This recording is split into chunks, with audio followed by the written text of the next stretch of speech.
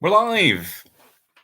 Hello, it's day 13 of What's on Doctor Who on Twitch. Famously bad at coming up with names that could be marketed to be visible on YouTube. But here we're here, and day 13, unlucky for some, as they say. I'm sure it'll be fine. Because it's not like Friday the 13th, it's just 13. It's an unlucky number, but it's probably fundamentally fine. I don't know if the schedule that I'm looking at lines up perfectly with what's being broadcast anymore, because there was like an outage, and I feel like the schedule I was looking at wasn't right anyway. But we're like 13 days in, and I'm not going to quit now, so we're just going to talk about it manically, like this. Eyes out. What have we got on Twitch today? You've got Invisible Enemy, which I didn't know existed. You got 2 more episodes of that. You got Image of the Fendali, 4 episodes. The Sunmakers, 4 episodes. Underworld, 4 episodes. The Invasion of Time, 6 episodes. God bless it. The Ribos Operation, 4 episodes. The Pirate Planet, 3 episodes, which is the first 3 episodes of that. And then you get the second half of that tomorrow. So, again, bit of a mixed bag today. I think you're definitely into the love it or hate it part of the Fourth Doctor's era. I didn't know this existed until semi-recently. I thought that a lot of the Fourth Doctor stuff was kind of like universally beloved, but there is a contingent of people that aren't into the second half of it as much as the first half. And you can see why, because like the first half is that Hinchcliffe and Holmes era with its Hammer horror. It's just about complete solidness, just story to story. And now you're into some shonk. Like there is some incredible shonk and jank on display tonight. I mean, you're just getting further into the 70s, really, basically, is what's happening. And in like late 80s, or early 80s, I should say, eventually. So, budget cuts cut deeper in this point. So prep yourself for that if you haven't seen any of it yet. This is like this video series has been going a lot better than I thought, because even when like there's episodes that I haven't seen, I have enough of a idea of them in my mind to talk pish about them for 20 minutes at a time, weirdly. But these episodes, I'm going to be honest tonight, I haven't seen Invisible Enemy, didn't know it existed. I couldn't tell you what Image of the Fendali is, and I just have vague, appropriately enough, warm memories of the Sunmakers, and Underworld I know a little bit about. So I'm just going to lump a few of them together while we talk about them. So, like, could not tell. Is Image of the Fendali? What one is that? What is that? The one? When I hear the name, I think it's the one with like the centaurs, the bulls. But like, isn't that the one? That's the Horns of Nimon. Is the Horns of Nimon also the one with the dome head people with the 3 eyes? Is that Image of the Fendali? Like, I could have checked. I could have Googled this before I started, but I didn't want it for comedy purposes. So no idea what that's about. So hopefully I've not missed it. Hopefully it's not already been shown, so I can go like nip off after this and watch it on the Twitch. I should have probably been doing this every episode, but like if you don't know, Doctor Who is streaming on Twitch basically 24 hours a day now. There might be like a gap, but like it's like in huge 12-hour chunks. So if you haven't seen Classic Who or you love Classic Who, go watch it on Twitch. Just search Doctor Who on Twitch and you'll get there. It's a fantastic experience because you're watching Classic Who and you've got well, that's probably a word I can't say, but you've got chat streaming down the side, and they're good guys. I know there are probably a lot of season 11 haters in there, and I've been hearing reports of that, but Bants, probably, hopefully Bants. Yeah, Image of the Fendali have no idea about. Sunmakers, I assume Suns get made in that. Like, I remember watching it back on the Omnibus, back on UK Gold in probably about 2000 and something, or was it the late 90s? I can't remember. Glorious, vague time period in my mind of my youth, and it was a cracker of a time. I remember there's a lot of K9 action in the episode. Remember it being one of the kind of studio set things. Was it about a strike? Like, I'm going to say it's about a strike, having no actual idea what the plot was about. I feel like workers were they workers that were making suns? Is that a better idea than what the plot is? Honestly, couldn't tell you. This is going to, like, appropriate enough. There's a lot of shonky episodes on tonight, and this is going to be a shonky episode of this series. Underworld, I feel a bit more comfortable talking about because that's the one where they tried green screen in 1977 or whenever it was, and the results are a wee bit, like, painful to look at now. I feel like people say that, but, like, when they show examples of it, I'm like, that looks cool. Like, it looks bad, but, like, it's green screen from the 70s on Doctor Who's budget. Like, normally they would just put the actors in the cave, but they didn't have the budget for the caves that week, so they were just like green screen or blue screen, I guess it was back then. It's experimental. You gotta give it that. Like, it's. I feel like it is just like 4 to 6 episodes of them wandering around caves, so maybe there's not that much artistic merit in that. But in attempting to do something fun with like the special effects, that's very Doctor Who, and that's very commendable. Maybe these are the best things that have been said about Underworld. Maybe there's huge Underworld fans out there. Leave a comment if you are that one person. Invasion of Time is something that I'll probably talk about for most of the video because I have seen Invasion of Time, and Invasion of Time is beautiful. It is terrible. It might be a candidate for the worst Fourth Doctor story, and I want to say one of the worst episodes of Doctor Who overall. Like, because I bet there's not a lot of people out there that actually like it. I remember fondly watching it on UK Gold. It's a Centauran episode, and the Centaurans invade Gallifrey somehow. I believe it's via like the Doctor, and the Doctor being mad for a bit. Like, the Doctor's like the villain of like the first part of it, and it's great. Like, it's just Tom Whittaker suffering no fools. He's just playing like an out and out villain, and I think because he is President-elect of Gallifrey, and he gets to like bust that out whenever he wants. So I feel like he lets these like tinfoil aliens into Gallifrey, and then they invade, and then he like hands the presidency off to these tinfoil aliens, and they're literally tinfoil aliens. It's like bits of tinfoil superimposed over the screen being jangled about, and then like I feel like they might have wanted that to be the thing, but then realized how utterly terrible the effect was, and then the tinfoil aliens turn out to be like related or like being puppeted by like the Sontarans, and then the Sontarans, like 5 of them, like at least 5, like a battalion of 5 Sontarans invade Gallifrey for billions of episodes. Like, it says 6 episodes, and that feels about right, but it's a budget saver. I don't know if there was an active strike on, because like I imagine they reuse sets from Deadly Assassin and whatever, or just whatever they can have around. And then a lot of the episode is the Doctor being chased in circles around the TARDIS. It's like a TARDIS set episode, which I don't think they've done much of before, other than the Edge of Destruction might be the only other one. I'm trying to rack my brain, but like it's mostly set in the TARDIS, and it's like the TARDIS is like a pumping station. Like, it's all this horrible 70s like urban decay brickwork, and like I love it. I love every second of its tedious, boring terribleness. It's great. Like, the Centauran designs, are they the worst looking ones? They're probably the worst looking ones, because like the next Centauran episode is the 2 Doctors, I want to say, and I feel like they probably got, because that was like a jump of years, so they probably remade the costumes, and the ones in the Invasion of Time, yeah, they're the bad looking ones. They look great. They're like potato people, but they're just like flaccid, floppy, like peeling horribleness in a disco suit, because it was the disco times. And yeah, I don't remember how it resolves itself. I just remember endless circling about the TARDIS. The pool's there. You get to see the TARDIS pool, the fabled TARDIS pool. Like, they showed it in like the 70s. It's a very 70s pool.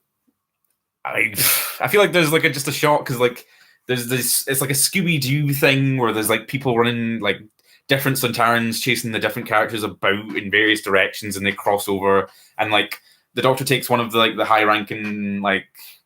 There's like a cool like time lady. I don't know if she's actually a time lady, but she's like a lady on Gallifrey, and I feel like she's probably a secretary. But I always remember her being pretty cool. She might die, but I remember her just being there, and like it was fun. I feel like she was a good actress and a good character, but I don't know if she was a good character, but she was there and memorable.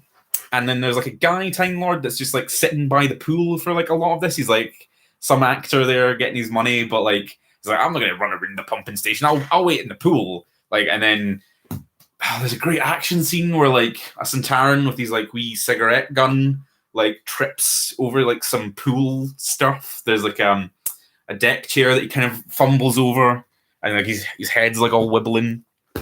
Invasion of Time is great. I'm just going to call it my pick of the night because A, I've seen it, B, it's terrible, and well, C, it goes on forever, and D/4, it's a good time. It's a good laugh. It's one of those like, I don't even know if it's one of those so bad it's good ones because it's not like brief enough. Like there's not enough like brevity for it to be funny, but it's definitely something to see, especially on Twitch. Like if you're tuning in for various episodes, I pity you if you tune in for like Invasion of Time. I'm being really harsh to it. Like it was probably made under like terrible conditions, but you know, it's a time. What is after Invasion of Time? Oh, the Ribos operation. Aye, so you get your like kind of like backs against the wall. Potentially, there's a strike happening. We really probably don't want to make it, but we have to make something episode. And then the episode after that's next season. So that Invasion of Time must have been like a season finale. God. But maybe that's in keeping with like New Who finales. A lot of people don't like them. But aye. Rebus Operation is the start of the Key to Time arc. The Doctor Who classic Who's first proper multi-story arc. I want to say that, and I feel like that's not true. But I remember getting the Key to Time box. My dad got the box set in the 2000s from upstairs in W.H. Smith. He bought it from an absolute madman. He bought a DVD box set from W.H. Smith. I have no idea what it costs or what it costed at the time, but I'll like I don't have it with me, but like I'll have to steal that because it's the box set is the Key to Time, and the Key to Time is this lovely like 70s clear cube, like a mother box style but clear pink disco cube that controls all time and space. And the DVD box set was the Key to Time. That's incredible like marketing that you just don't get in the age of streaming. Like I feel like there's only so much you can do with the marketing of streaming. Like you'll make more money and get billions, but will you make as much plastic tat? No. The answer is no. And like that Key to Time box probably wins my award of like best DVD box set, other than the IT Crowd's 3-season box set that they released in the internet box. They did like a black box with the wee beeper on it that was the internet from that episode. Controversial subject now, I guess, the IT Crowd, but you got to give it its box. You got to give the dues to that. Like give it its credit because that was an incredible box set. The Key to Time arc, I feel like people go back and forth on whether they like really like it or really don't like it. I thought it was cracking. See, as a youth, I specifically remember watching. Is it The Power of Krull? Is it Krull? Let's have a look at the thingy. Stones of Blood, Androids of Terror, Power of Krull. Power of Krull. I specifically remember watching Power of Krull as a wee youth because, and I feel like that's the one that people don't like at all. But I specifically remember watching it, and there was like an oil platform and like natives, and then there was like a giant squid monster, and I was 1,000% into it. And then the vibe of there being like an interconnecting story about like a MacGuffin hunt. That's just like crack to youth. Like just like a fetch questy thing, and it's like for God, because like in the Rebus operation, like God rocks up, and like he's the White Guardian, but he's very much presented as like 70s disco God, like he's the Colonel from KFC, but on a very like plantation-y looking set. Like I have to say, like I always get plantation vibes from the White Guardian, who's like the guardian of like goodness. And it's a good like world building thing where there's like things above the Time Lords, and like you'd think the Time Lords would be the biggest end cap of like the Who universe, but in classic Who there was like things above them, which I think's a good vibe if done sparingly. And I think it probably gets away from that. But like when it's presented in the Rebus operation and the Key to Time arc, I think it's pretty well. Apart from the plantation-y vibes, he brings the TARDIS to a place, and it's like this kind of, I think it's like set where the White Guardian, who looks like the Colonel from KFC, which is already a very plantation-y vibe, is like sitting on a wee rocking chair, like he's rocking back and forth. I feel like he's sipping some juice, and it's like a big kind of like wicker chair at a house in vague time and space. And he's like, yo, you gotta go collect the Key to Time because reasons. I think the reasons are the Black Guardian wants it. So he's like, yo, I'm the White Guardian, and there's a Black Guardian. I feel like the Doctor's like up to speed. He's like, oh, you're the White Guardian. Oh, that's cool. I'm a wee bit scared, but you know, cosmic beings and all. I'll get on that. And it gives him. Did they give him Romana? Yeah, like they just like plop. He goes back in, and like Romana's there, and Romana's a cool companion. Like it takes them to like. I don't know what season we're on, but it takes them many seasons to get into like Romana, like give the Doctor like an equal, and that was kind of their intent. But it is still the 70s, so like I feel like Romana 1 doesn't necessarily come off as like an equal, but you can see the intent there. Like we'll give the Doctor like someone on his level to like have bants with, and I don't have much like enthusiasm for Romana 1. I'm not a big Romana 1 guy. I like Romana 2. Romana 2 is really cool. I think they get like the kind of equalness a bit more right with Romana 2. Romana 1, I'm just like, I can take it or leave it. And then she is only there for like the season. I suppose like Romana 2 is as well, but I don't know if I confused 1 and 2 back there, but you can keep me right, people in the chat. But Romana's a good character. It's cool. She's a time lady, and I feel like because she's like kind of new time lady. I don't know if we ever told what like lives she's on, but she's like presented as being like fresh out of the academy, which is a vibe for like a partner to travel through time with, and she gets to be all like but like current scientific thinking on these things, and the Doctor gets to be all, I'm a space hobo man, and I have my own way of doing things. And I think it goes pretty well. The Rebels operation was one that I didn't have any memories of until I watched it on Twitch last year, and I loved it. It was like it's like a heisty kind of, like it's a space medieval heist / Minder episode. And if your content is like a Minder episode, it gets a pass for me. Like if I can describe anything as being like Minder, or being like the Sweeney, or like any show that's shown on ITV4 of the daytime, then you're pretty much getting a pass from me. There's a lot of like, there's like a criminal, there's like a kind of Del Boy, like an Attila the Hun dressed, styled spaceman, like a space con man, and his like Rodney partner, like younger partner. And they're here, they're on Rebus, or Rebus. I feel like the planet's called Rebus. They're there to steal something. I can't remember what it was. It was like a crystal. There's like a shard of like irradiated. I'm just pulling vague memories from my mind from last year. I really enjoyed it though. Like it went really fast, and it went really pacey, and I just enjoyed the minderiness. They have to like steal this thing that the natives have like propped up as this artifact or this relic, and they're there to like negotiate rights and stuff. There's also like another space prince, and they're like stealing from the natives but also conning this space guy because like he's like some mad space prince that he's been like exiled from his empire. There's a lot of like just solid like sci-fi tropes going on in that episode, and like I distinctly remember not being into it as a youth, but I've definitely aged into everything that's going on in the Rebus operation.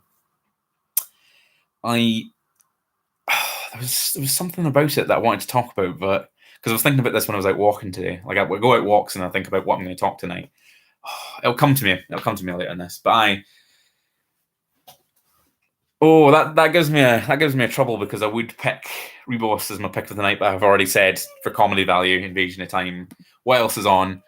Pirate Planet is also on. So that's another like I don't know if Douglas Adams is already showrunner for all the season. I bet he is because there's a lot of solid bants and reboss. But Pirate Planet is written by Douglas Adams. I'm 1,000% sure, and it's very Douglas Adams. It's like an incredible hammy cyborg pirate villain man whose plan is to like hollow out planets. So like he's piloting a planet around the universe to like mine other planets, and it's just that for so many. There's like 6 episodes or something like that.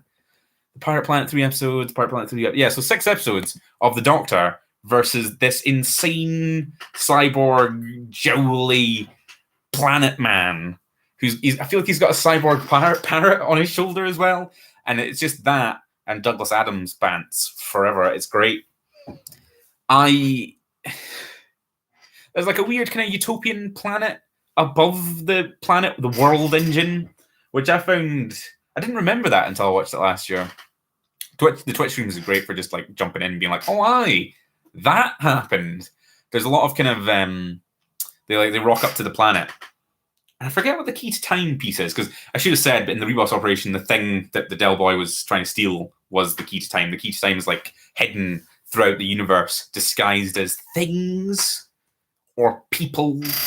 And I want to say concepts, but I'm probably wrong on that. But I forget what the Pirate Planet one is, but the Pirate Planet has this like weird utopia built on top of it, where everybody kind of like lives in like blissful ignorance of, I guess, the horror of their planet cutting about space, destroying other planets for its mineral wealth. Because like diamonds and jewels, I want to say rain from the sky on the wee utopian bit, and like people are like, "Oh, yeah, diamonds and stuff, yeah, they're just everywhere." It's quite nice. And then like I feel like the Pirate Man is like talking to them through speaker, and they're all into the Pirate Man because he's like a cool leader. But he is like an evil space pirate, and he's like the most open about that you could possibly be. Great villain. He can be. Well, we'll think about it. We'll think about it. I would say that for comedy value, Invasion of Time is my pick of the night. But for actual good Doctor Who, you should to tune into and enjoy. Give the reboss operation a try. Like it's really good. I feel like people think it's boring, but it was really fun. Like go into it with the mindset of it being like a Minder episode, and then Pirate Planet is just bants all the way through. I feel like it might drag a wee bit in the utopian bits, but once you're past that, my monster of the night. I don't know what have we got. We've got Image of the I don't know what that is. I don't know what happens in the Sunmakers or Underworld. So like half of the episodes that are on just excluded. Invasion of Time does have Terribles and Turns, and then the reboss operation, I feel like again that's one of those like non-toyetic-y kind of episodes. I couldn't remember there necessarily being a specific monster. There's like a guard doggy thing that guards the key to time piece, but don't remember what that looks like. I don't even know if it's shown, to be honest. It might be one of those like off-screen horrors made up by the sound department. Tell a lie, there might be like a hand that comes out at one point. But yeah, the Pirate Planet does have that pirate captain, that cyborg insane pirate captain man. So I guess he's the monster of the night. Pirate. I should know his name. I should be better than this. But no. But another like solid night of Who. I'm a wee bit sad that we're halfway through or more. I feel like we've only got like 10 days or less left of this to go. We'll have to do something. We'll have to do like a nightly thing once this is over, because I'm having a lot of fun recording these. Anyway, like, comment, and subscribe. This is a YouTube video, so like we're contractually obligated to say that we've got guns to our head if we don't say that. Like, comment, and subscribe, because it validates me as a person. I'm going to do the wee thing now where I go, okay, where's the button? Oh, there's the button. I'm going to end it now.